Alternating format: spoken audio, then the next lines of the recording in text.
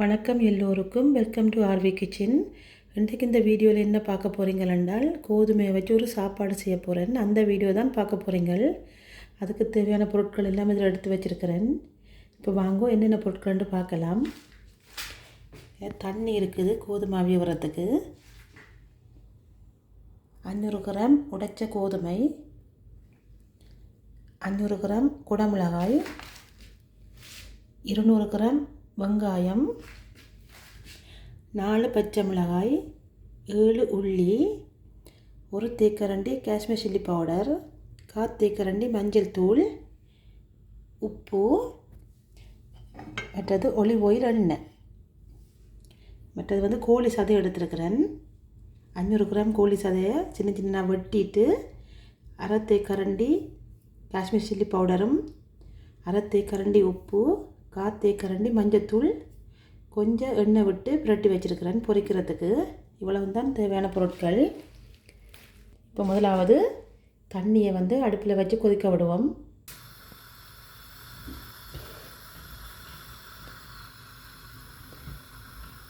தண்ணி கொதிக்கிற டைமுக்குள்ளே நாங்கள் கறி மிளகாயையும் வெங்காயத்தையும் கிரைண்டரில் போட்டு அடிப்போம். இப்போ பார்த்தீங்கன்னா நான் வெங்காயத்தை நறுவலாக அடித்து எடுத்துருக்கிறேன் பாருங்க. அதே போல் குடமிளகாயையும் தண்ணி விடாமல் இப்படி அடித்து எடுத்து வச்சுருக்கிறேன். தண்ணி விடாமல் தான் அடிக்கணும், ஏன்னா கறி மிளகாயில் தண்ணி கூட இருக்குது. இப்போ வாங்க கோதுமை அவிய விடுவோம். இப்போ தண்ணி நல்லா கொதிச்சிட்டுது. கோதுமையை நான் நல்லபடியாக கழுவி வச்சுருக்கிறேன். இப்போ இதை போட்டு அவிய விடுவோம்.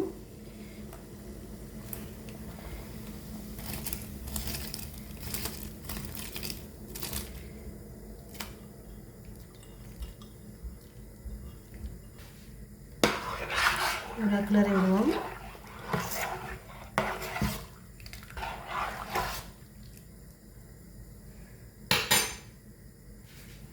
ஒரு 5 நிமிஷம் அவிய விட்டுட்டு காட்டுன்னு அப்படி வந்திருக்கண்டு.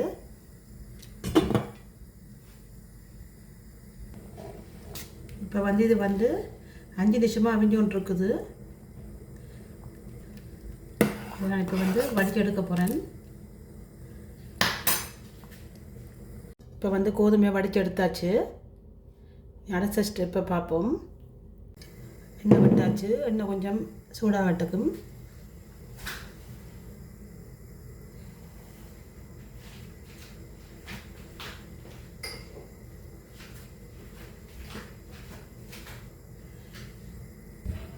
இப்போ எண்ணெய் கொதிச்சிட்டுது. இந்த அரைச்சி வச்சுக்கிற வெங்காயத்தை போட போகிறேன்.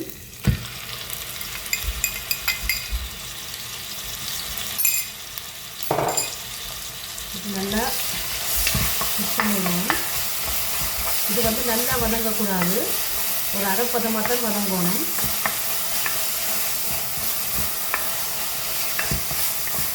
கொஞ்சம் நேரம் வதங்க விட்டுட்டு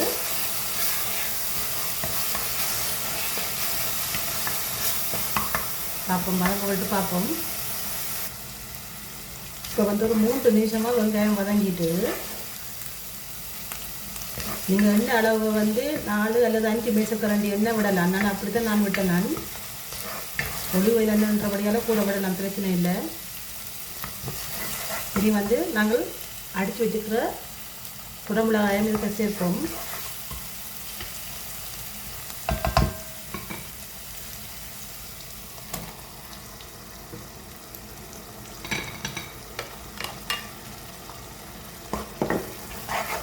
நல்ல வடிவாக மிக்ஸ் பண்ணி விடுவோம்.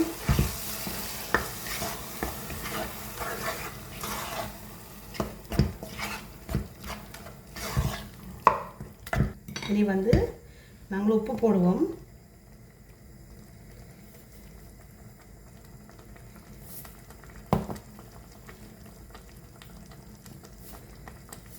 நான் 1.5 தேக்கரண்டி உப்பு போட்டிருக்கிறேன்.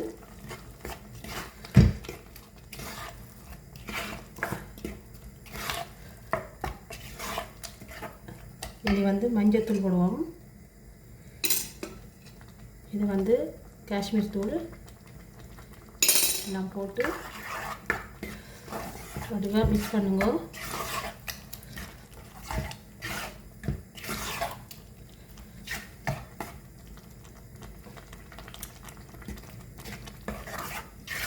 உப்பு எல்லாம் ஓகே இருக்குது. 5-6 நிமிஷம் விட்டுட்டு இப்போ காட்டுறேன். இப்போ வந்து நல்லா பிரட்டி விடுங்க. இனி எல்லாம் வற்றிட்டுது. இனி வந்து நாங்கள் கோதுமையை போட்டு பிரட்டுவோம். அவிச்சு வச்ச கோதுமை இதில் போட்டு பிரட்டுவோம்.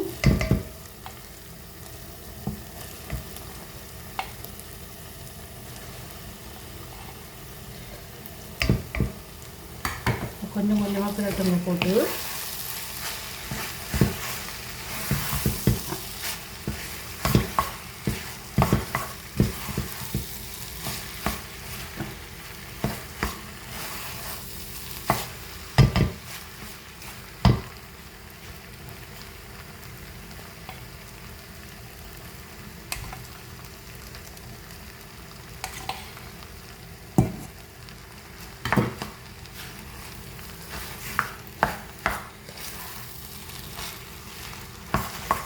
நல்ல வடிவாக மிக்ஸ் பண்ணி விடுங்க.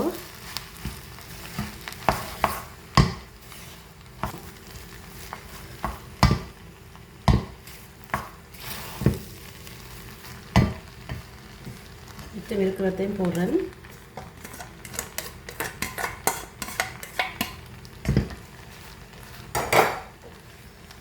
எல்லா கோதுமையும் போட்டுட்டேன்.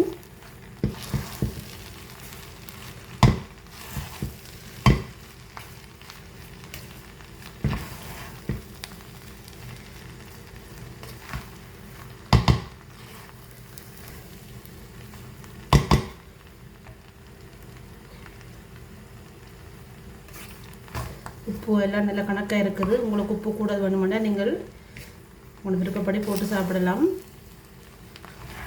எல்லாம் ஓகேயாக இருக்குது. இது ஒரு 2 நிமிஷம் அடுப்பை குறைச்சி போட்டு மூடி விடுவோம்.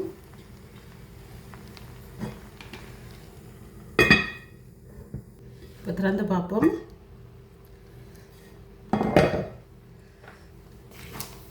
பாருங்க இப்படி வந்துருக்கு.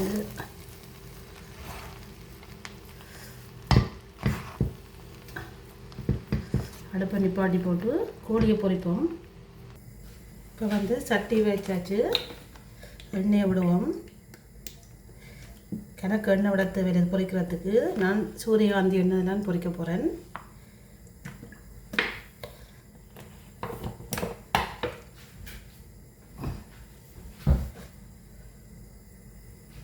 இப்போ வந்து எண்ணெய் கொதிச்சிட்டுது. இப்போ கோழியை போட்டு பொரிப்போம்.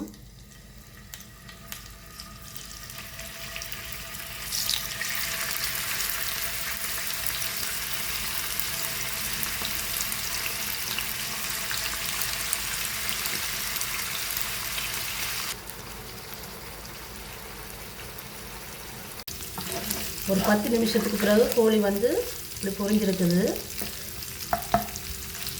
இதுக்குள்ளே வந்து கொஞ்சம் நீங்கள் ஃப்ரெஷ் க்ரீம் ரெண்டாலும் விட்டு திரட்டலாம்.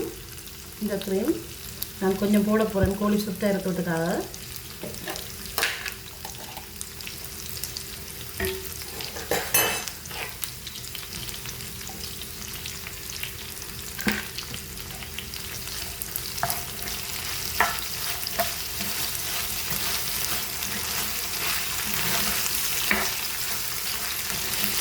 போட்டிங்கன்னா கொஞ்சம் கோழி சாஃப்டாக இருக்கும். கொஞ்சம் டேஸ்ட்டு நல்லா இருக்கும்.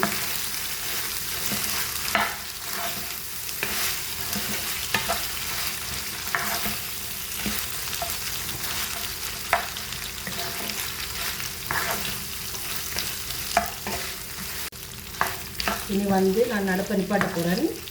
நிப்பாட்டி போட்டு ஒரு பிளேட்டில் போட போகிறேன்.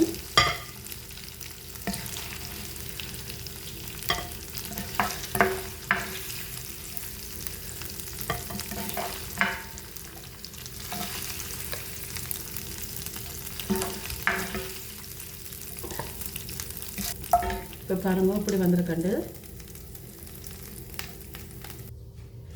இப்போ வாங்க இந்த பிளேட்டில் சாப்பாடை போட்டு காட்டுறேன்.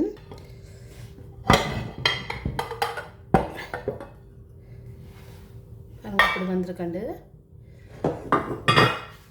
இதோட கொஞ்சம் கோழி இறைச்சி வைப்போம்.